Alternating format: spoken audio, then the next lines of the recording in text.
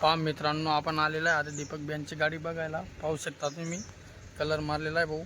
Colour मारणं पूर्ण काम झालं भाऊ. आता थोडंसं मामूली राहिलेलं आहे भाऊ काम.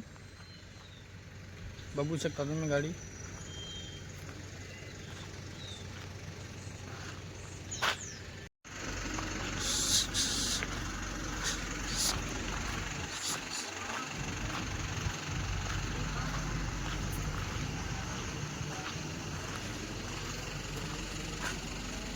देखील आपासून आपले दीपक बियांनी गाडीने पहिले आहे भाऊ. ते विकलेलं गेलेलं आहे भाऊ ते वर्ष दीपक बियांची गाडी.